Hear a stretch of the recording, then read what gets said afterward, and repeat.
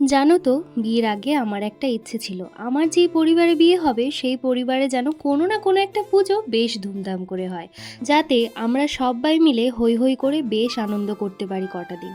তো আমার শ্বশুরবাড়িতে দুর্গাপুজো কালী পুজো কোনোটাই হয় না, কিন্তু বছরে একটা পুজো হয়, সেটা হচ্ছে লক্ষ্মী পুজো।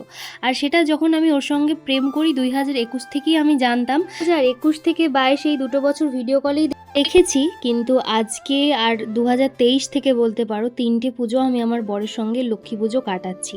তো আমাদের বাড়িতে মা এসেছিলেন 5 দিন আগে, এখন হচ্ছে মায়ের বিদায়বেলা, তাই সবাই মিলে বরণ করছে। আমি তো বরণ করেছি, তোমরা সেই ভিডিও দেখেছো। এখন কিন্তু আমার বর বরণ করছে, আর সববার শেষে মাকে এক মুখ পানও খাইয়ে দিল, আর তারপরে প্রণাম করে নিচ্ছে। এই টাইমটা আমার ভীষণ খারাপ লাগে, কারণ কাল থেকে আবার সবাই যে যার মতো লাইফস্টাইলে ব্যস্ত। এই 3টে 4টে 5টা দিন বলো সবাই আনন্দ করে। তারপরে জলের ঝাড়া দিয়ে আর কি সবাই গোল গোল করে ঘুরছিলাম ফ্যামিলির সবাই। আর তারপরে মাকে ওরা নিয়ে যাচ্ছে বিসর্জন দেওয়ার জন্য। এই মনটা যে এত ভারাক্রান্ত হয়ে যায় না এই সময়টাতে, আরও বিশেষ করে এই কারণে খারাপ লাগে, কারণ আমার বড় লক্ষ্মী পুজো কাটবে তারপরেই চলে যাবে, কারণ এইবারের ছুটিটা ওর ভীষণই সীমিত, 15 দিনের ছুটি। কি আর করা যাবে, সেই জন্য একটু কষ্ট তো হয়, তাই না? আমিও তো মানুষ, তো মা দেখো আবার একটা বছর অপেক্ষা, তারপরে আবার মা আসবেন আমাদের বাড়িতে।